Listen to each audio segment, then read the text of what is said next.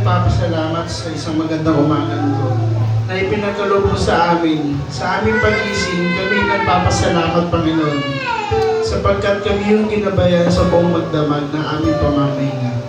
Panginoon, kami gusto nagpapasalamat sa lahat ng biyaya na ipinagkaloob niyo sa amin. Sa lahat ng pagsubok, Panginoon, kami nagpapasalamat. Kundi dahil sa mga pagsubok na iyong binibigay, kami hindi magiging matatag. Alam namin, Panginoon, ang mga bagay nito ay iyong inuukol upang kami mapabuti mo pa, Panginoon. Panginoon, dinadalangin namin, Panginoon, ang bawat isa na magkadalingan upang ang bawat isa ay maging matatag. Dalangin po namin sa bawat isa na maging matatag para sa kanilang pamilya. Para sa kanilang pamilya na sila ay maging matatag upang mabuhay na matiwasa at matatag ang kanilang pamilya. Panginoon, dinadalangin namin, Panginoon, ang mga tao may karamdaman sa araw na ito. Tinataas namin po sila, Panginoon. Dinadalangin po namin sa inyo, Panginoon, na ibangon niyo po sila sa balik ng karamdaman, Panginoon.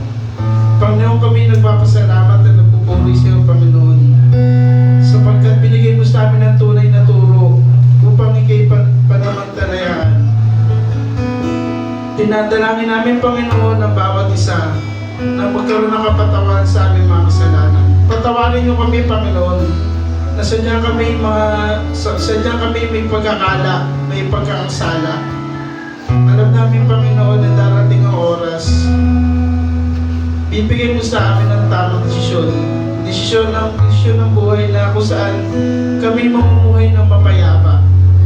Idinadalangin din namin, Panginoon, ang bahay-sambahang ito.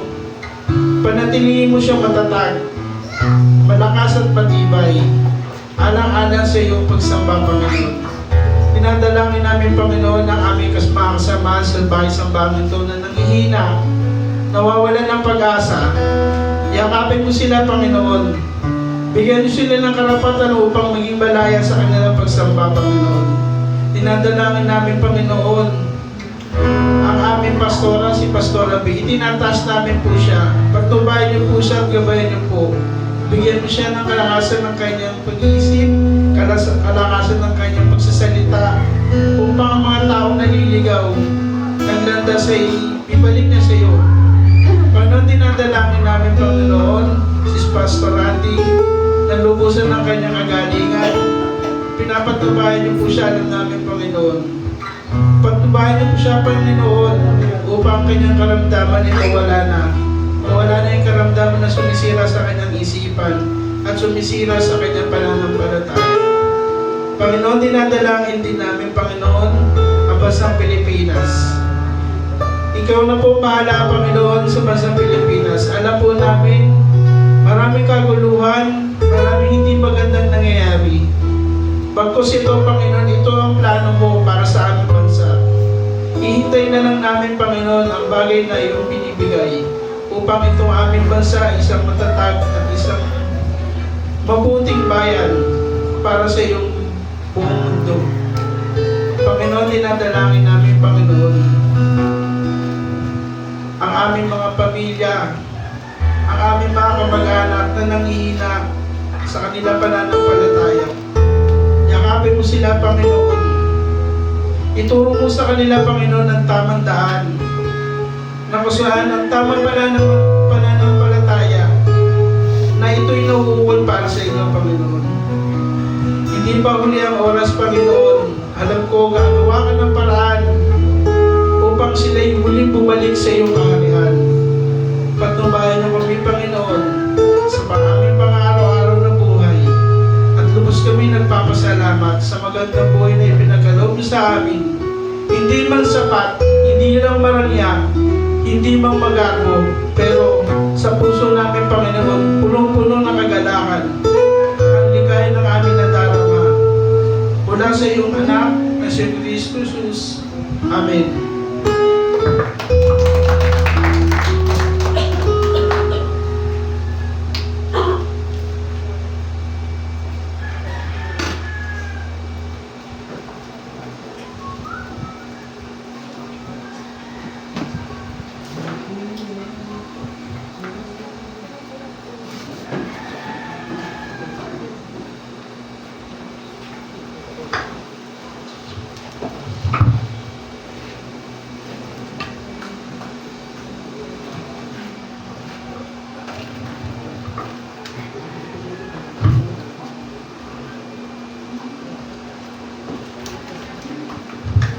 Praise God. Mapagpalang araw po sa ating lahat. Amen po ba? Amen. Palakpakan po natin ang ating Diyos na buhay. Napakapalad po natin na sa mga pagsubok na ating pinagdadaanan. Nandito tayo ngayon upang magpatuloy sa ating pong pagpapalakas, pagpapalalim, pagpapatibay po sa ating relasyon sa Diyos. Dahil wala po tayong ibang pagkukunan ng ating pong kakayahan para malagpasan ang lahat ng bagay kundi ang ating relasyon sa Diyos lamang. Amen po ba? Amen. Nakakabulaga naman yung paskil na yan. Nakakabulaga yung announcement na yan. Announcement. para bang tuwing araw-araw tayo nandito, ano po? Tayo lang po siguro maingay. Tayo lang ba? Pero ang sabi ng Bible, magdiwang kayo, magkaingay kayo. Sabi sa Bible, di ba? Ipalakpak ninyo ang inyong mga kamay. Sabi pa nga, sumigaw kayo sa galak. So paano yan? Sino bang susundin natin? Yung tao o ang Diyos? Diyos. Amen. Kasi ang sabi ng Bible, sumigaw kayo sa galak, sa tuwa na kayo ay may kaligtasan na, may katiyakan. Sumigaw kayo sa tuwa na nararanasan ninyo ang Panginoon araw-araw. So ang tunay na nakakaranas ng pagkilos ng Lord, hindi yan pwedeng itago. Amen po ba? Hindi mo yan maitatago, hindi mo yan mapipigil. Mailalabas mo talaga yan. Kasi nga, galak na galak ka nag-uumapaw sa puso mo ang kasiyahan, ang pagpapasalamat sa ating Diyos na buhay. Kaya ang sabi nga doon ni Apostle Paul, kung kayo ang bumatol, kung mainam ba na sundin natin ang tao kaysa ang Diyos? Ha? Sabi ni Apostle Paul, kasi maraming tumutulig sa kay Apostle Paul na siya ay masidhi, no? Kung dati masidhi siyang tumutulig sa mga nagtuturo ng gospel ng kaligtasan mula sa katuruan ni Jesus, nung nagkaroon siya ng personal encounter sa Diyos, siya po ay naging masidhi na tagasunod ni Kristo. Kaya tayo naman po ngayon sa ating kapanahonan dapat ay makakitaan ng ganun ka init, ganun kasidhi na kahit anuman pong mga balakid o mga ginagawang pang-aadlang ay hindi ho tayo maaapektuhan. Alam mo, akmang-akma yung word na sabi doon sa na-search ko kaninang madaling araw na sabi doon, wag na wag kayong maparusahan dahil sa inyong paggawa ng masama. Pero kung kayo ay nasasabihan ng negative dahil sa pagsunod nyo kay Kristo, ang sabi doon, dapat kayong magalak o magsaya. Diba? Sa Matthew, meron din doon, mapalad kayo kung kayo ay, Matthew 5, pinagpala ang mga inuusig ng dahil sa kanilang pagsunod sa kalooban ng Diyos, sapagkat kabilang sila sa kaharian ng langit. Next verse, sa 5 po ito ng Matthew, pinagpala ang mga nilalait at inuusig ng mga tao at pinaparatangan ng lahat ng uri ng kasamaan na pawang kasinungalingan nang dahil sa akin, sabi ni Lord Jesus, magsaya kayo at magalak sapagkat malaki ang inyong gantimpala sa langit. Alalahanin ninyong inuusig din ang mga propetang nauuna sa inyo. Paano ba magsaya? Paano ba maging magalak? Yung walang boses? Pwede ka bang magsaya ng tahimik ka? Hindi, di ba? Walang tunog. Hindi pwede. Kaya kailangan pag masaya ka, alam ng lahat na masaya ka. Amen po? Amen. Alam ng lahat na may kagalakan ka. Hindi pwedeng magsaya ka na nakasimangot. Hindi pwedeng masaya ka na dala-dala mo yung galit o sama ng loob sa puso mo. Kasi lalabas din yun. Kahit na anong pilit, lalabas din yung totoo. Pero salamat sa Panginoon kasi sabi nga, kung ang Diyos ay panig sa atin, sino ang laban sa atin, mga kapatid? Amen po ba? Palagpakan po natin ang ating Diyos na buhay. Kanina po sa ating verse, ano yung sabi kanina? Blessed is the one who perseveres under trial because having stood the test, that person will receive the crown of life that the Lord has promised to those who love Him. So sa Tagalog, mapalad kayo, pinagpala ang mga tao na nanatiling tapat sa kabila ng sa kabila ng mga pagsubok sapagkat matapos niyang malampasan ang pagsubok, tatanggap siya ng gantimpala ng buhay na ipinangako ng Panginoon sa mga umiibig sa Kanya. So tayong lahat po ay sinusubok at ito din po yung topic natin ngayon na ibinibigay ng Lord. So salamat sa Panginoon sa buhay ninyong lahat. Nagtagumpay tayo buong week. Amen po? Amen. Yes, nagtagumpay tayo kasi ang Diyos natin ay tapat. Tayo po tayo at basahin natin yung word na ibinigay sa atin ng Panginoon ngayon. Sa aklat pa rin tayo ng Peter. Unang Pedro chapter 1 verse 18. May 18 po, may 18. Wala po ba? Baba mo sa 18. 18 verse. No. Walang 1 Peter. 1 Peter chapter 1 verse 18 to, andyan po ba? 18 to 21, wala? Okay. So, yung po yung ating last verse nung ating, sino po may Bible? Sino po ang may Bible dyan? 1 Peter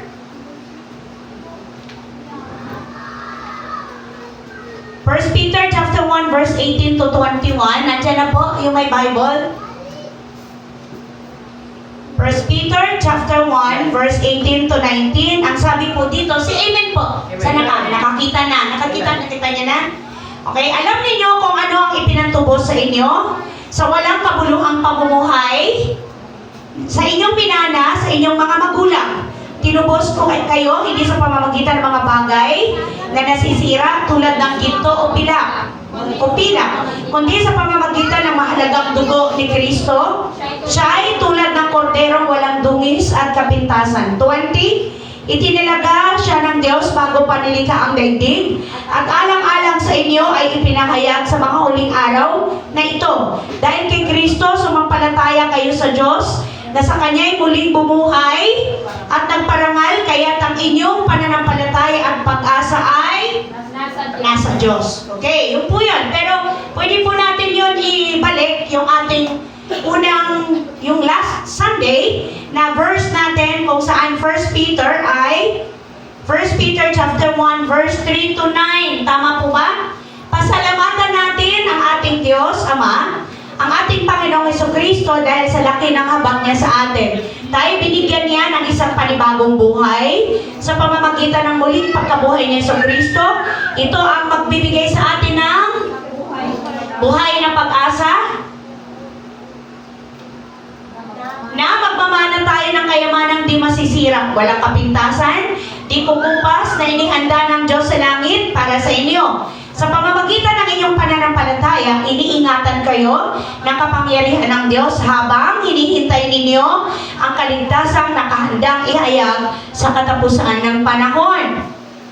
At ito'y dapat ninyong ikagalak kahit na maaring magdanas muna kayo ng iba't ibang uri ng pagsubok sa loob ng maikling panahon. Ang ginto, bagamat nasisira, ay pinapadaan sa apoy upang malaman kung talagang dalisay. Gayun din naman, ang inyong pananampalataya na higit na mahalaga kaysa ginto, ay sinusubok upang malaman kung ito'y talagang tapat. Next! Sa gayon, kayo'y pupurihan, dadakilain, pararangalan sa araw na mahayag sa Jesucristo. 8. Hindi ninyo nakita, ngunit siya'y inibig ninyo. Hindi pa rin ninyo siya nakikita hanggang ngayon, ngunit sumasampalataya kayo sa Kanya. Dahil dito, nag-uumapaw sa inyong puso ang kagalakang di kayang ilarawan sa salita. Next, sapagkat tinatanggap na ninyo ang bunga ng inyong pananampalataya, ang kaligtasan ng inyong buhay. Now, magkakonect ba? Sino yung nakapansin? 1 Peter chapter 1 verse 3 to 9 and 1 Peter chapter 1 18 to 21. Amen po? Let us pray muna. Hallelujah, glory to God. Aming Ama na nasa langit, kami o Diyos ay nagpupuri at nagpapasalamat sa kalayaan naming patuloy na makakalapit sa inyo. Ama, maraming salamat po dahil sa iyong anak na si Jesus. Hindi mo ipinagkakait ang hinihiling namin na maranasan ka namin sa sandali na kami ay lumalapit sa inyo. Salamat po, Panginoon, sa spirito ng pagsamba, spirito ng pagpupuri na nagdulot po sa amin ng kalakasan, katatagan, tibay ng pananampalataya. Salamat, Panginoon, na ang dulot ng spirito galing sa iyo ay kapalit ng kagaanan, kapalit ng aming kabigatan, kapalit ng kalungkutan ay kagalakan. Panginoon, maraming salamat po. Salamat na sa panahon ng aming panlulupaypay, panghihina, dahil na rin po sa mga araw-araw naming pinagdadaanan. Salamat po na sa paglapit namin sa iyo, hindi mo kami binigo. Thank you, Lord, sa mga katugunan sa aming mga dalangin. Salamat po, Diyos, dahil iniligtas po kami, iningatan mo po kami, ginabayan mo po kami sa buong linggo na lumipas. Kaya po kami nandito ngayon, Panginoon, dahil sa inyong grasya, dahil sa habag mo sa amin, dahil sa inyong kagandahang loob. Tunay po na yung aming pag-iyak sa iyo, ito'y tanda ng pagkilala na kahit po hindi kami karapat-dapat, Lord, kahit kami marumi sa harapan mo, tinanggap mo kami, Panginoon, inibig mo kami, O Diyos. Salamat dahil higit mo kaming kilala. Alam mo, Lord, yung laman ng puso namin. Madalas kami, Lord, magkamali. Madalas kami magkulang. Marami kaming kakulangan sa iyo, Lord. Salamat dahil hindi yun ang tinitingnan mo sa amin, Ama. Ang tinignan mo sa amin ngayon ay ang iyong anak na si Jesus, na siyang tunay na aming tinanggap, aming pinaghari, aming tunay na nakaupo sa trono ng aming mga buhay. Salamat, Lord, salamat. Purihin ka, O Diyos, sa katotohanan ng napakapalad namin, na meron po kaming kalayaan na magpatuloy sa aming pagsamba sa iyo, magpatuloy na ipahayag ang aming pasasalamat, ang aming pagpupuri, sapagkat ito lamang ang pwede at kaya namin ibigay sa iyo, Panginoon. At ito yung nakalulugod sa iyo, Lord, yung buhay namin na ayon sa inyong banal na kalooban. Lord, dalangin namin, O Diyos, na kami patuloy ninyong samahan. Tulungan mo kaming unawain sa gabay ng Holy Spirit yung mga salita mo. Tulungan mo kami, Lord, na maintindihan ang iyong salita, ang mensahe mo, na hindi po ang gumagana sa amin ay hindi po sarili naming karunungan, kundi ang karunungan na nagmumula sa Holy Spirit. Thank you, Lord, for your message. Thank you, Lord, for your revelation. Thank you, Lord, for all the blessing and favor na inihanda mo ngayon sa bawat mga anak mo. Salamat, Lord Jesus. I pray na katagpuin mo po ang bawat isa dahil naniniwala po ako na pag plano pa lang na pagpunta namin dito, may kanya-kanya na kaming dala. May kanya-kanya na kaming hinaing, may kanya-kanya kaming request. Thank you, Lord, dahil bago pa man yun lumabas sa bibig namin, alam mo na, Panginoon, salamat sa katugunan. Thank you, Holy Spirit. Wini-welcome namin ang Spirit of wisdom, Spirit of understanding, Spirit of truth, in Jesus' name. Wini-welcome namin ang Spirito ng kalayaang matanggap ang kapahayagan, ang revelation, ang message mula sa aming Diyos na buhay.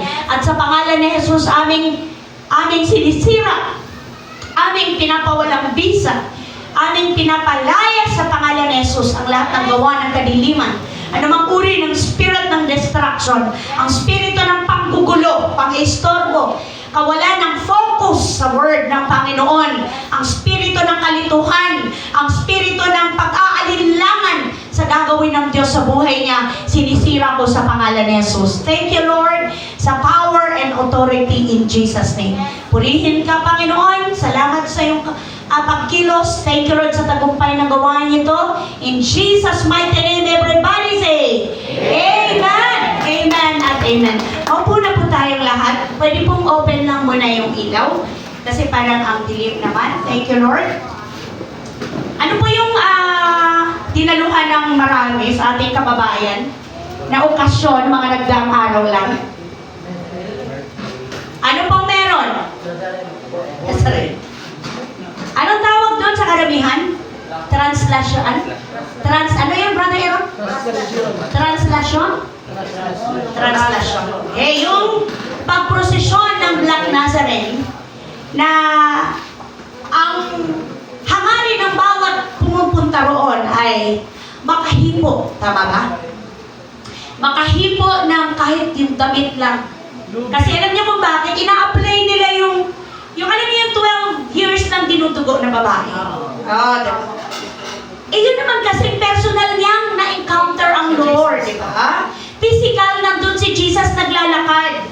ba? Nandun sa crowd na hinahabol niya kasi sa puso at isip niya, mahawakan ko lang ang laylayan ng kanyang damit, gagaling na ako. Amen po? So nangyari naman yun, di ba? Nung time nga na nahawakan ng babaeng 12 years nang dinudugo, naramdaman ni Jesus na may lumabas na power sa kanya. Alam niya eh. Pero nagtanong pa rin siya kasi gusto niyang mismong marinig doon sa babae o kung sino ay yung babaeng yun na ako po yun. Kasi sabi niya, sino ang humipo sa akin? Pero bago niya tanungin yun, sigurado tayo na nagbabasa ng word na alam ni Jesus kung sino yun. Pero nagkaila ba yung babae? Nagsinungaling ba? Hindi, di ba? So that time, natanggap niya ba yung nais niya? Yes. Sinabi niya, di ba? Ngayon din, pinagaling ka ng iyong pananampalataya. So ang layo naman noon, kasi yung ngayon na practice ng ating mga kababayang Pilipino, ay taliwas sa sinasabi ng Bible. Tandaan po ninyo yung utos ng Panginoon kay Moises sa mga Israelite na sa panahon naman natin ngayon ay applicable pa rin at makapangyarihan pa rin. Exodus, andyan po yan, pakitingnan. Exodus chapter 20, verse 3. Andyan po yan. Anong sabi dyan? Exodus chapter 3, verse 20. Kita ba? Nakita na? Ha?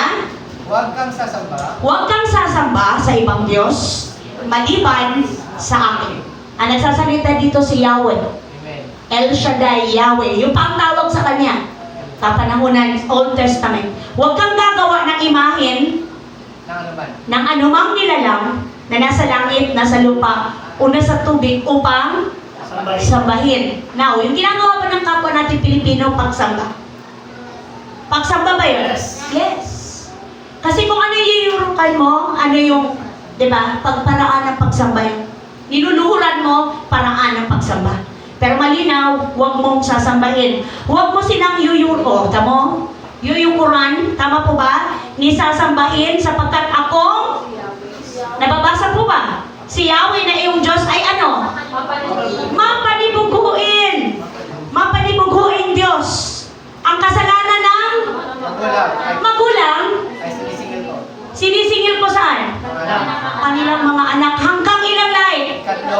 Ikatlo at ikaapat na henerasyon. Hello? Malinaw ba yung word? Yes. Kaya kung ikaw, hindi ka pa nakalaya doon sa paraan ng mga magulang mo, kasama ka dyan sa generation ng ikatlo at ikaapat. Pero salamat. Narinig niyo po, naalala niyo yung sabi ni Brother Aaron ng Friday? Nagpapasalamat ako sa Diyos kasi Naaawa siya. at naaawa siya sa mga, kasi dati siyang nandun. Kasali siya doon, kabilang siya doon sa dating mga nagbabaliyahan. Yung mga baliyahan na yun, sabi ng ni Brother George, may 4 daw na patay. Bukod doon, may mga, mga napilayan, may mga, kaya siguro sila yung mga talagang napinsala ng gusto. Mga kapatid, isipin nyo na lang, kung ganun ba ang Diyos, na kailangan mong mapilayan, kailangan mong makipagbaliyahan para marinig niya ang gusto mo? Hello? Ganun ba ang Panginoon?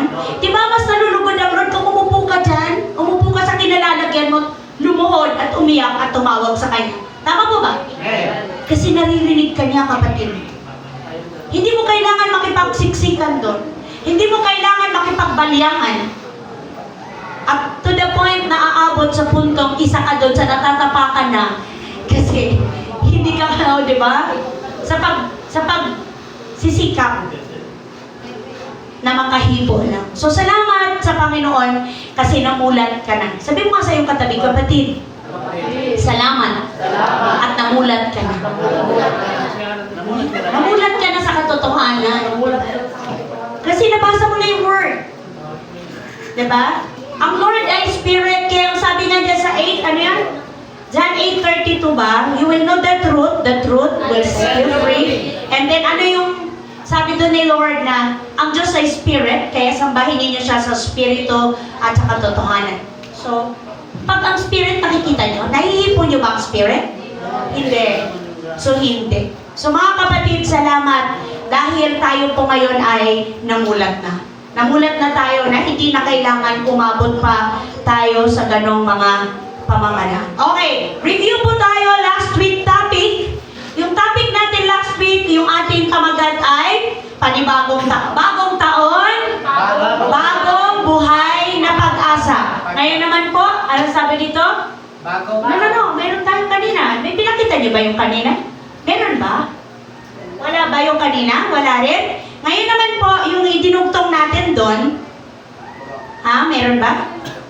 Anong sabi doon? Wala ba? Wala bang nakalagay dyan? Wala? Okay? So ngayon, bagong pag-asa dahil kapatid, mahalaga ka sa Diyos. Mahalaga ka sa Diyos. Ano ba yung binasa natin kanina sa 1 Peter chapter 1 verse 18 to 19? Paano niya pinakita kapatid na mahalaga ka sa Kanya? Sa paanong paraan Kanya ipinakita? Paanong paraan niya ipinakita sa iyo na mahalaga ka sa Kanya? Sa paano? Sa 1 Peter chapter 1 verse 18, malinaw na ipinakita sa iyo ng Panginoon kung gaano ka mahalaga. Dahil ang sabi niya, alam niyo kung anong ipinantubos sa inyo. Tama? Ang walang kabuluhang pamumuhay na inyong minana, sa inyong mga magulang, anong pinantubos? Tinubos kayo hindi sa pamamagitan ng mga bagay na nasisira, tulad ng ginto o pilak, kundi sa pamamagitan ng mahalagang dugo ni Kristo. Siya ay tulad ng kordero, walang dungis at walang kapintasan. So mahalaga pong malaman mo yan, na kaya pala ako ganito, kaya pala ako nandito ngayon kasi tinubos ako ng Diyos. Ang pinantubos sa iyo, hindi pera. Walang katumbas na halaga. Yes, amen. Buhay. So kagaya ng sinabi ko kanina, kung magre-review tayo, ang natutunan natin last Sunday sa ating pong bagong taon, bagong buhay na pag-asa. Number 1, meron tayong panibagong buhay. Amen po? Meron tayong panibagong buhay. Pangalawa, ano meron tayo? Dahil sa muling pagkabuhay ng ating Panginoon, nagkaroon tayo ng isang buhay na pag-asa. Tama po ba? Amen. At pangatlo, ano po yung pangatlo? Pag-asang di nasisira. Oo. Pangatlo, iingatan tayo. Hindi po yan. Hindi pa po yan. Iingatan tayo ng kapangyarihan ng Diyos. Tama po ba? Iniingatan tayo ng kapangyarihan ng Diyos. At number 4, ang sabi doon, tama po ba? O tama, 3, kayamanang di masisira. 4, pag-asang iingatan tayo ng ating Panginoon. So napakasarap pong ulit-ulitin yan mga kapatid. Dahil yan po ang nagpapalakas sa ating pong pananampalataya sa ating Diyos na buhay. Ngayon naman po, ipagpatuloy natin yon. Ang sabi niya sa verse 6, balik po tayo. 1 Peter chapter 1, verse 3 to 9. 1 Peter chapter 1, verse 3 to 9. Nandito na po tayo sa verse 6. Ano pa yung sabi sa verse 6? Ito'y dapat ninyong ikagalak kahit na maaring magdanas muna kayo. Andyan ba kayo, church? Ito'y dapat ninyong ikagalak kahit na maaring magdanas muna kayo ng iba't ibang ano po? Pagsubok sa loob ng maikling panahon. Mga kapatid, sinabi dyan ng Lord, sinabi dyan ni Peter na ang pagsubok na dadanasin mo, dadanasin natin lahat maikling panahon lamang. I-compare sa buhay na inilalaan or inilaan ng Diyos sa atin doon sa langit. Kaya yung number 5 na meron tayo diyan sa bagong taon, bagong buhay na pag-asa, ay pinapadaan tayo sa mga pagsubok sa buhay. Meron ba? Pinapadaan tayo sa mga pagsubok sa buhay. So kaya pala, pag may mga pinagdadaanan tayong hirap, huwag ka na magtaka. Amen po? Pinapadaan tayo sa ating emosyon, tinitest ang ating emosyon, tinitest ang ating pasensya, tinitest ang ating kung gaano kaliit ang ating pagpipigil, di ba? Pagtitimpi, ayan. Huwag na po tayo magtaka kasi inaalaw o pinapahintulot ng Diyos na mangyari yan kasi nga kailangan mong dumaan sa pagsubok. Bakit po kaya? Ang sabi niya sa Santiago, meron ba tayong Santiago?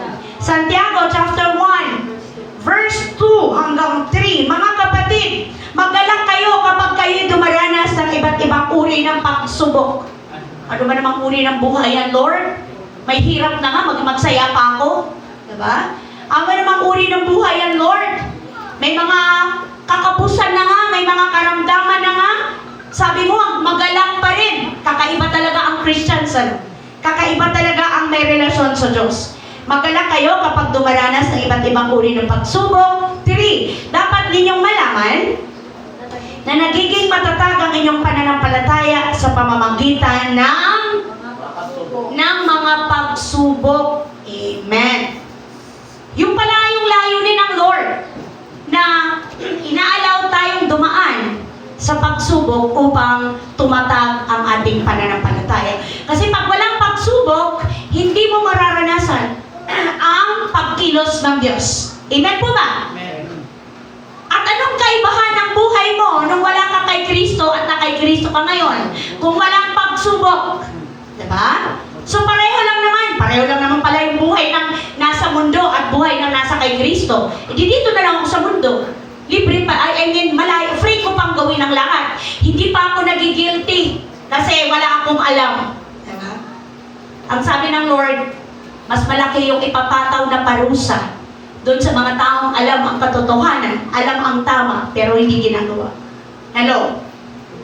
Pero para sa akin, yung application nun, mas mainam ng maraming na may alam ka kasi alam mo na eh, hindi ka na magpapatuloy doon. May warning ka na. Amen po ba? At alam mo na kaya mong malagpasan yung kahinaan mo sa bagay na yan kasi kasama mo ang Panginoon. Kaysa naman yung nagpapatuloy ka sa kasalanan, sa kamalian, hanggang sa uugod-ugod ka na. Yun yung sinasabing tumatanda ang tao nang walang pinagkatandaan. Gusto ba natin yon? Ako ayoko nang tumanda nang walang pinagkakatandaan. Hello, mga kapatid. So, salamat dahil inaalaw ng Lord ang mga pagsubok. Ang pagsubok ay nagbubunga ng mabuting pagkatao. Hello, naniniwala po ba kayo ron? Amen. Ang pagsubok ay nagbubunga ng katyagaan. Ano pa? Ano pa ang pinagbubunga nun? Bukod sa mabuting pagkatao, pagtsatsaga, ano pa? Pasensya, lahat-lahat na po. At yun po yung sinasabi ni Apostle Paul. So Romans chapter 5, Romans, meron po ba tayong Romans? Romans chapter 5 verse, ano yan? Po, Romans chapter 5 verse? Thank you. 2 verse? Ano pong sabi? Sa 2. Ang sabi niya sa verse 2, sa pamamagitan ng pagsampalataya kay Jesucristo, tinatamasa natin ang kagandahang loob ng Diyos at tayo nagagalak dahil sa pag-asang tayo'y makabahagi sa Kanyang.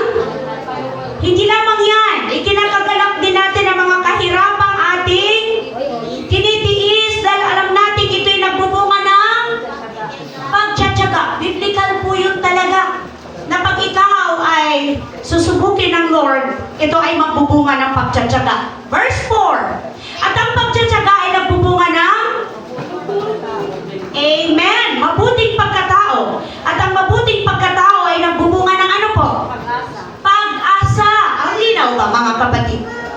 Na kaya pala tayo nagkakaroon ng pag-asa kasi pinadadaan tayo ng Lord sa mga pagsubok na napagtatagumpayan naman natin dahil sa Kanyang katapatan. Amen po ba? Dahil sa katapatan ng ating Diyos na buhay. So kapatid, pagka may mga pinagdadaanan tayong hirap, may pinagdadaanan tayong mga tiisin, huwag tayong malungkot, huwag tayong manghina, huwag tayong magalit, ano pa ba? Huwag tayong mag-complain, kundi humingi sa Diyos ng lakas para makayanan ang mga pagsubok na yan. Bakit po kaya? Dahil sabi niya sa next verse, sa 1 Peter, ang mga pagsubok na yan, sa 1 Peter na ating verse, sa verse 7, ang ginto, bagamat nasisira, ay pinapadaan sa apoy upang malaman kung talagang dalisay. Gayon din naman ang inyong pananampalataya na higit na mahalaga kaysa ginto ay sinusubok upang malaman kung ito'y talagang tapat, sa gayon ay papapapurihan, dadakilain at pararangalan sa araw na mahayag si Jesucristo. So yung number 6 na aral na meron tayo dyan sa 1 Peter chapter 1, verse 3 hanggang 9, pinadadaan ka kapatid sa apoy, tama po ba? Amen. Pagsusuri upang malaman kung talagang dalisay ang iyong pananampalataya. Totoo po ba yun? Amen. Siguro iilan lang sa atin ang meron dito totoong ginto. Na meron totoong gintong bracelet, hikaw, totoong gintong singsing, tama po ba? Amen. Na pagka ikaw ay medyo kinakapos ay nagiging naisasangla mo yun. Tama po ba? Amen. Nakakatulong para matugunan yung pangangailangan mo sa larangan ng pananalapi o sa pera. Pero bago mo yan maisangla sa halagang gusto mo, dadaan yan sa, ano po? Yes. Test appraisal ba tawag nun? Okay. Sa pagsusuri, Pagkilatis. pagkilatis, thank you. Pagkilatis. Dahil sa pagkilatis, doon niya makikita yung halaga. Tama po ba? Amen. Eh kung ang halaga, ang gusto mong isangla, ang gusto mong pagkasangla sa yung jewelry o sa yung tawag nito? Oo, kung anong meron ka ay 6,000. Yung pala pag sinuri 1,000 lang ang pwede. Good. Diba? May ganun, diba? 1,000 lang po. Isang 500 lang po pala ang pwede nito. Pero at least nakakatulong. Meron. So, ganun din po. Bakit inihintulad ni Peter yung atin pong faith sa gold? Sabi doon sa word, ganun din daw, ganun din ang ating pananampalataya na higit na mahalaga. Hello, mga kapatid, higit na mahalaga kaysa sa ginto. Pinapadaan sa apoy upang malaman kung ito'y totoo. Bakit po? Dahil kapatid, habang dumadaan ka sa pagsubok, doon natitest kung totoo kang sumusunod kay Christ. Kasi di ba, sa umpisa pa lang, pag bago ka pa lang sa Panginoon, puro pagpapala, meron yan, di ba? Puro blessing, puro magagandang bagay. Pero pag dumating na sa time na i-test na ang lahat-lahat, i-test ka sa pera, ano ba yung number 1 ay kalulugmok mo? I-test ka sa kalusugan. Ano pa? I-test ka sa family. Yes!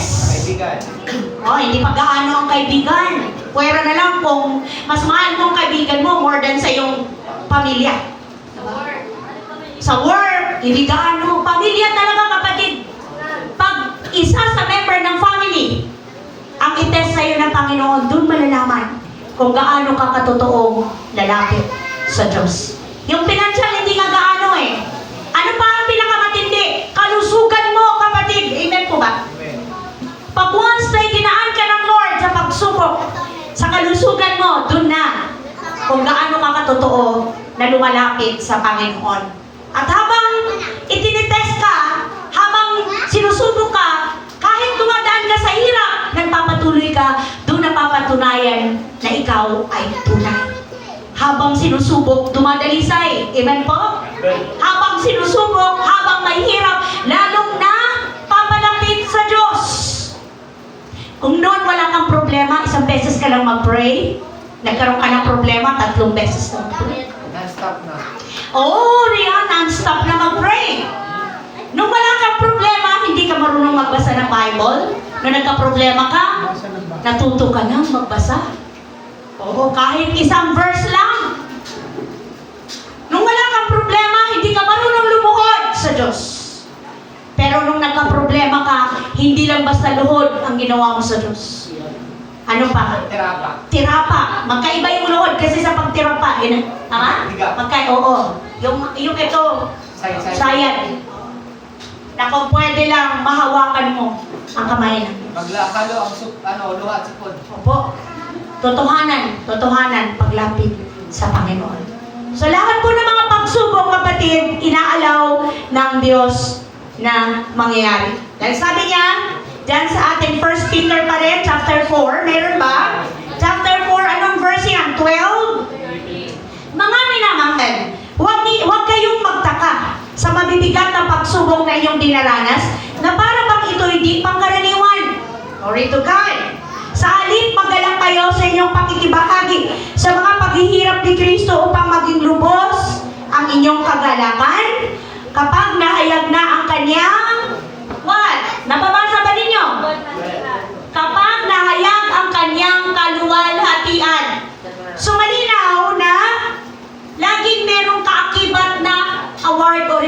sa Panginoon. Pag tayo po ay nagpapatuloy kahit sa mga pagsubok na ipinapahintulot ng Diyos na ating maranasan. Diyan sa chapter 5 ng 1 Peter, verse 10 to 11, meron ba? Anong sabi niya diyan? Pagkatapos ninyong magtiis, meron ba? Wala. 1 Peter 5, verse 10 to 11. Paki-check sa inyong Bible. 1 Peter 5, verse 10 to 11. Pagkatapos ninyong magtiis sa loob ng maikling panahon, ang Diyos na siyang pinanggagalingan ng lahat ng pagpapala, ang siyang magbibigay sa inyo ng kagalingan, katatagan, at lakas ng loob, at isang pundasyong di matitinag. Siya ang tumawag sa inyo upang makibahagi kayo sa kanyang walang hanggang kaluwalhatian. Kasama ni Kristo, sa kanya ang kapangyarihan magpakailanman. Praise God. So sabi dito sa chapter 5 ng 1 Peter, maikling panahon lamang ang ating pagtitiis. Magkakunik ba doon sa chapter 1? Amen. Na ang sabi doon, maikli, sandali lang ang inyong mga pagsubok na daraanan. Napakaikli. Sasabihin siguro ng ilan, paano maikli? 5 years na nga ako dito sa problema ko to eh. Paano maikli? 1 year na nga ako eh sa problemang to. Kapatid, maikli lang yan. Ikumpara sa buhay na nag-iintay sa'yo sa langit. Kaya dapat hindi naiinip, hindi nagko-complain, hindi nagagalit, hindi nagtatampo sa Diyos. Dahil ang lahat ng yan ay may layunin. Lahat ng yan may purpose. Kaya sabi niya doon sa 1 Peter, balik tayo sa ating verse. Kanina, verse 6 and verse 7 yon. And verse 8, ang sabi dito, verse 8, mapalad, sabi niya, hindi ninyo siya, hello, hindi ninyo siya nakita, ngunit siya inibig ninyo. Hindi pa rin ninyo siya nakikita hanggang ngayon. Ngunit sumasampalataya kayo sa Kanya dahil dito nag-uumapaw na sa inyong puso ang kagalakang di kayang ilarawan sa salita. Dapat pala yun yung tayo. Yung nag-uumapaw yung galak sa atin kasi lahat ng ginagawa natin dito may katuturan. Amen po ba? May saysay. Merong ibubungang mabuti. Hindi nasasayang ang ating pagod, ang ating sakripisyo, kung may sakripisyo man. Hello? Sa panahon natin ngayon, lalo ni mga bata, may sakripisyo pa ba? Wala. Lahat ngayon, madali na. Amen po? Lahat ngayon, instant na. Opo, maliban na lang kung sasadyain ninyong maghirap kayo sa paraan na. Naghirap kayong mag-aral kasi hindi kayo nagbibigay ng time sa inyong mga activities, sa inyong mga leksyon. Diba? Sa inyong mga subject na dapat ninyong harapin. Kaya nahihirapan kayo. Amen po? Oh, meron dyan mga nahihirapan sa buhay, may pamilya, kasi nagmadali kayo. Diba? Pwede namang hindi, pwede namang planuhin, pwede namang ilagay sa tama ang lahat, pero para bang may hinahabol. Para bang, teka muna, napag-iiwanan na yata ako ng bus eh. Kaya kailangan ko magmadali. Hindi po. Hindi mo mahabol yung ba? Hindi mo mahabol ang bus. Okay. Ano sabi nila? Pagka medyo tumatanda na yung mga lalaki at babae, ano? Last trip mo na yata ah. Pa-expire na. Hindi po totoo yan. Pa-expire. Pa-expire. Mga kapatid, lahat pong yan ay nadadaan at may time, perfect time ang Diyos sa lahat sa atin. Kaya ang sabi dito, mapalad, number 7. Mapalad. Pinagdadaanan na po yung pagsusuri. Number 7. Number 7. Wala rin? Pinagdadaan sa katawan. Ha? Wala? Walang nakalagay? Mapalad ang mga taong hindi nakakita sa Diyos, subalit sumampalataya. Kasi sabi niya sa John, may John ba? John chapter 20, meron ba? Meron? Buti naman, thank you Lord. Sa aklat ng John, akala ko ako lang yung puyat din pala yung nag-type. 20 verse 29. Napuyat din yung ating taga-type. Sinabi sa kanya ni Jesus, naniniwala ka na? Hello, andyan po ba?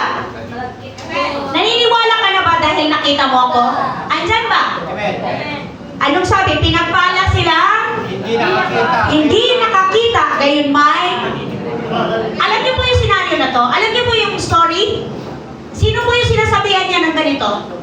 Sino po? Sino yung nakakaalam? Sino po? Ay, walang nagbabasa. Si Tomas. Di ba si Tomas, sabi sa kanya ng mga kasama niyang 12 disciples, sabi ng 11, uy, nakita namin si Jesus nung nabuhay na uli. Anong sabi? Anong sabi ni Tomas? Maliban lang. Ipasok. Oo, sabi niya, hindi ako naniniwala. Hanggat hindi ko ipasok. Hanggat hindi niya ipasok kanyang daliri sa butas. Sa giliran. Oo. Okay? Ngayon, the next na pagtitipon nila, fellowship nila, pumasok si Jesus pero naka-close yung door. Diyan, dito Diyan, Sinabi niya kaya John chapter 20 verse 26. Makalipas ang isang linggo, muling nagkatipon sa loob ng bahay ang mga alagad, kasama nila si Tomas. Nakasara, naka-close yung door. Nakasara ang pinto, ngunit pumasok si Jesus. At tumayo sa kalagitnaan nila, sinabi niya, sumainyo ang kapayapaan. At sinabi niya kay Tomas, sige, ilagay mo ang iyong daliri. Sabi niya, dito, sabi niya, at tingnan mo ang aking mga kamay, ilagay mo ang iyong kamay sa aking tagiliran. Sabi niya, huwag ka nang magalinlangan, sa halip maniwala ka. Kasi nung nabuhay ulit si Jesus, base doon sa Bible, andun pa yung mga butas. Andun pa, pati ito, diretso, butas. Kaya ang sabi ni Tomas, maniniwala lang ako kung may pasok ko. Kasi sabi ng mga 11 disciples, nabuhay ulit si Jesus. Nakita namin. Sabi ni Tomas, hindi ako maniniwala. Kaya pagdating dito, sabi dito, sumagot si Tomas, Panginoon ko at Diyos ko. Kaya yun yung verse natin. Sa verse 29, sinabi sa kanya ni Jesus, naniniwala ka na ngayon. Kasi nakita mo na ako. Pero sabi ng Lord, mapalad. Sino kaya yung mapalad? Yung hindi na. Sino nga yun? Tayo. Amen! Nakita ba natin si Jesus? Hindi. Nahipo ba natin? Hindi. Hindi, di ba? Pero ano? Nararamdaman. Pero ano ang naging response mo? Naniniwala. Amen! Nanampalataya ka. Kasi, totoo. Ano ba yung pinag-usapan namin na napunta kami? Maraming mga founder ng religion, pero yung mga nagtayo ng relihiyon, namatay sila, sabi na natin 100 years old, 100 mahigit. Pero ni isa sa mga founder, yes. Tanging si Jesus lang ang after 3 days na buhay na maguli. Totoo ba? So ang itinayo ni Lord, hindi relihiyon, kundi relasyon. Kaya yung pala, doon ko pala naintindihan. Nung nagtuturo si Jesus, sa karamihan ng mga crowd, ng mga tao, sinabi niya, nakikita niyo ba yung mga gusaling yan?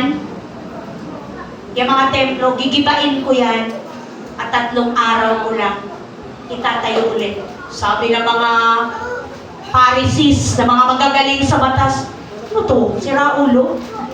Ilang taon namin pinaghirapan yan after 3 days?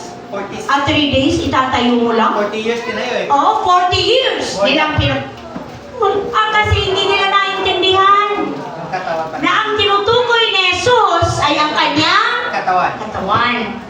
Kasi ang totoong church, ang tunay na church na nandun si Lord, hindi itong building. Tama? Amen. Nasaan si Jesus? Nasa puso. Very good. Nasa heart mo. Sabi mo nga, kapatid, nasa heart mo ba si Jesus? Anong sagot? Wala daw? Baka kung sino yung nasa puso niya. Ha? Chicks daw. Chicks. Si Jesus, nasa puso mo.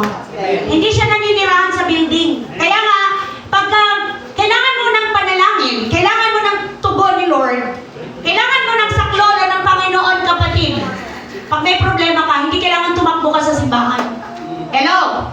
Hindi na kailangan tumakbo ka sa simbahan para lumuhod. Para magsumamo, kahit nasan ka. Amen. Anytime daw, anywhere. Kasi ang ating Diyos ay omnipresence. Tama ba? Omnipresent. Kahit saan present ang Lord. Kaya nga di ba ulitin ko, kahit sa kasalanan present ang Lord. Kaya mahiya ka. Amen po? Amen. Nakakagawa ka ng mali, present ang Lord. Kaya dapat hindi ka mananatili doon. Okay, so sa aklat ng awit, habang lumalakad ka kapatid, habang lumalakad ka sa pananampalataya sa Diyos, andun ang kagalakan mo, sabi ni David. Ano yan? Awit? Ano pang awit yan?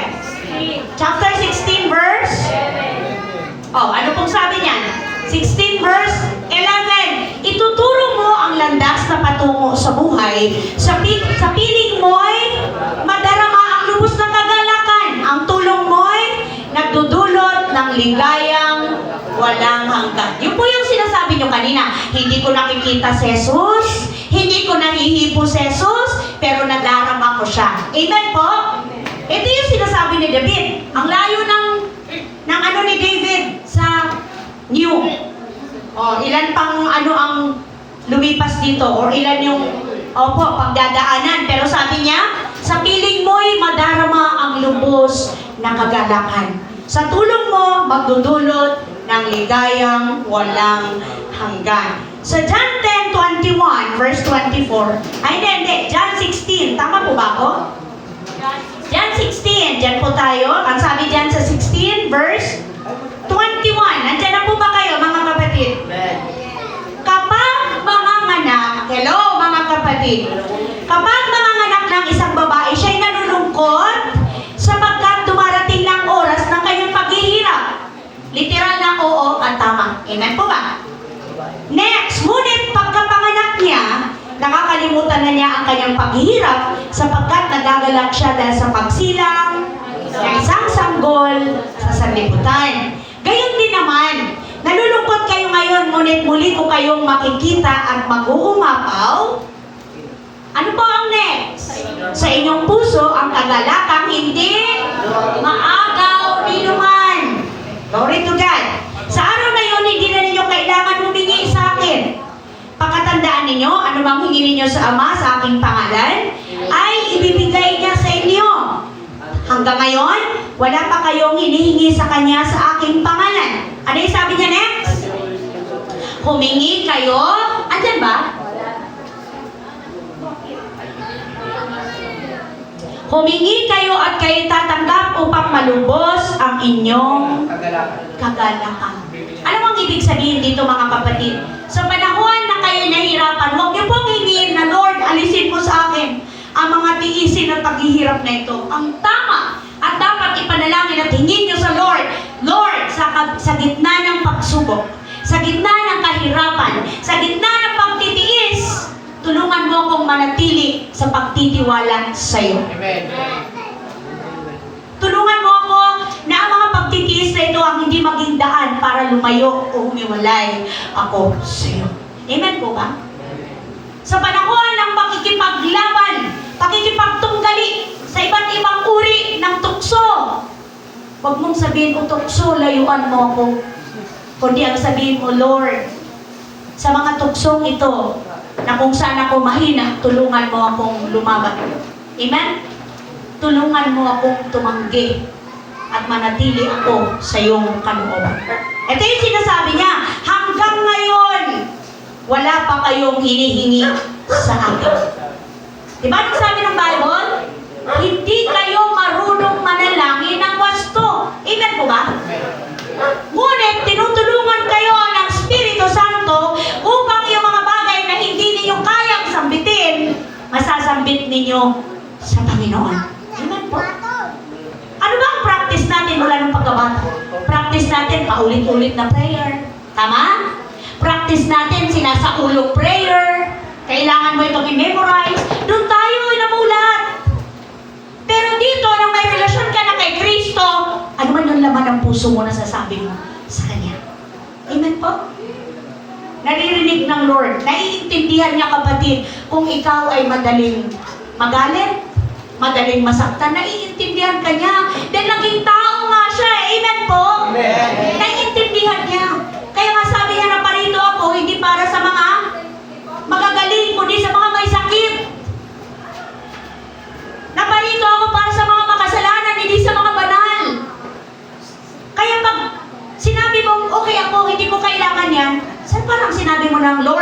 I am perfect, I am holy. Hindi ko na need yan. No. Ang gusto ng Lord, aminin mo, makasalanan ako, Lord. Madali ako magkamali, Lord. Madali ako magkasala sa iyo. Tulungan mo ako.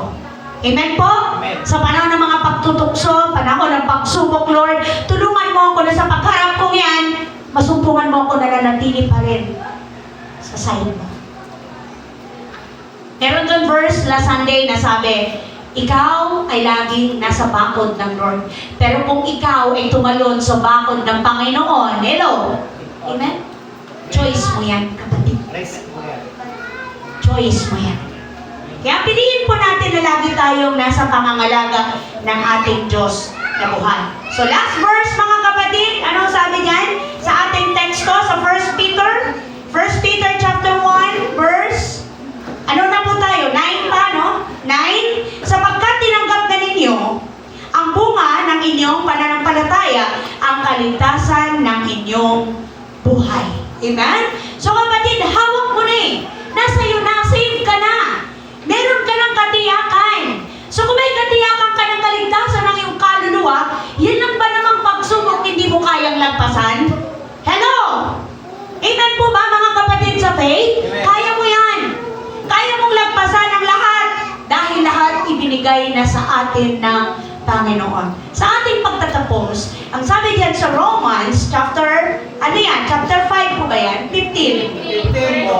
Aklat ng Romans, chapter 15, verse 4, anong sabi diyan?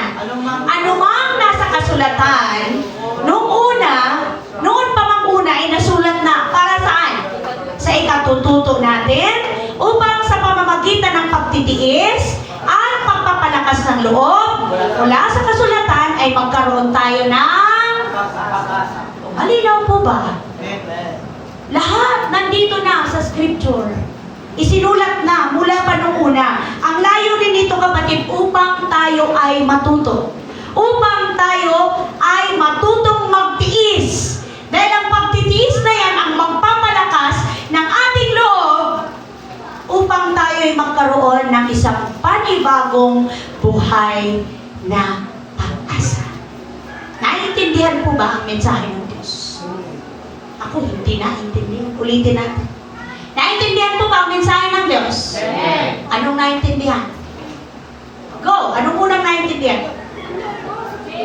Na ang mga pagsubok? Bakit daw? Para? Tunay. Okay. Para makita tunay ba ang iyong pananampalataya? Sa mga panahon ng pagsubok, anong nangyayari sa atin? Ano nangyayari? Natuturuan tayo maging what? Very good. Sabihin mo yun, tama ka. Maging matyaga. Nakikinig. Ang basa ito. Oo, pasensya. Ano pa? Ano ang bunga ng pagsubok? Itibay pa ng palataya. Matibay ang pananampalataya. Ano pa ang bunga? Ano pa? Go, marami. Ha? Oh, nagkakaroon tayo ng nagiging ano tayo? Nagiging mabuti ang ating what? Tama. Sabihin mo. Galing. Huwag ka maya. Ando sa Bible. Naging mabuti ang ating Pagkatao. pagkatao. Very good. Alam niyo po, lagi akong nagtatanong ng ganito. Kasi gusto kong malaman kung talaga nakikinig ko. Sayang naman po. Sabi nga sa akin ng aking kabiyak kanina, matulog ka na. Kasi hindi po biro magbuo ng mensahe. Madali pong mag-compute, madaling Pero magbuo ng mensahe po, hindi po ganun kadali. Dahil unang-una, hindi po ako pwedeng manlangpot ng kung saan-saan word lang na hindi galing sa Panginoon. Mga kapatid ko. Kaya sayang naman po kung wala kayong nakukuha o naiintindihan.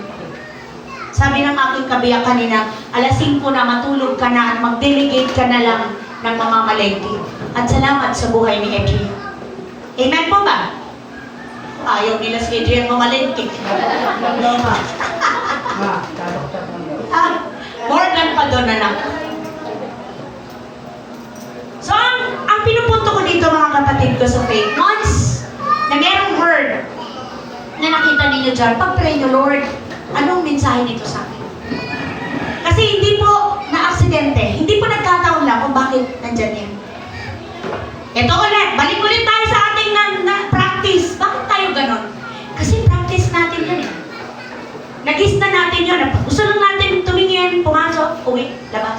ba?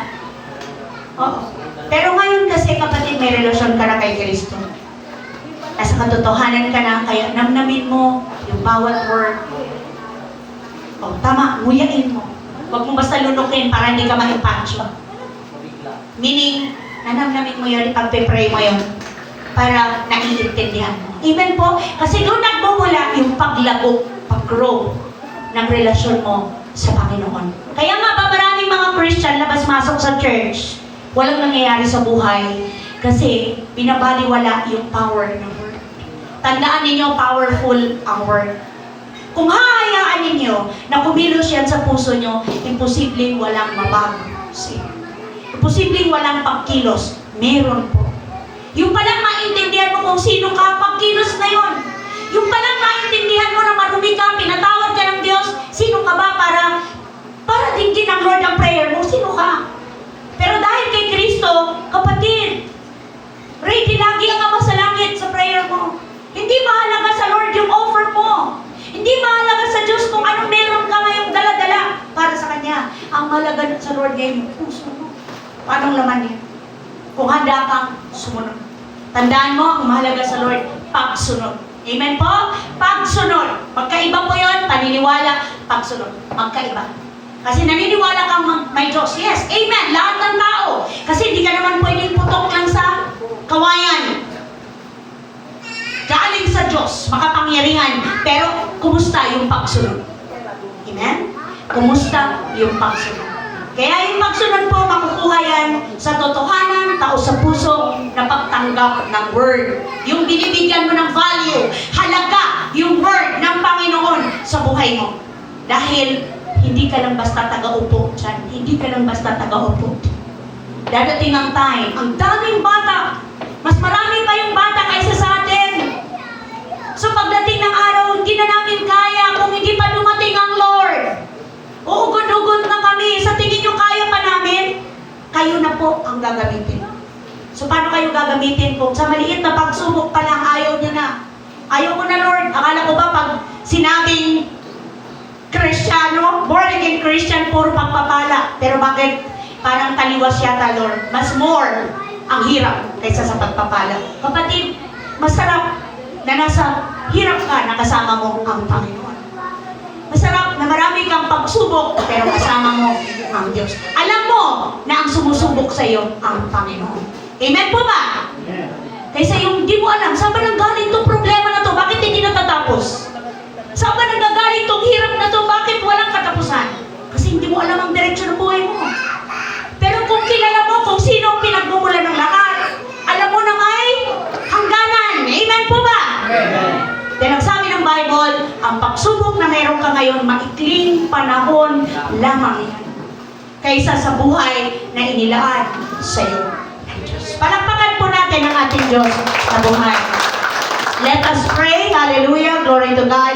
Aming Ama na nasa langit, maraming salamat po sa kapangyarihan ng salita mo sa aming mga buhay. Salamat, Ama, dahil sa iyong anak na si Jesus. Kami po ay dumadaan man sa mga iba't ibang pagsubok. Kami po ay magtatagumpay dahil naroon lagi ang katiyakan ng iyong pagsama.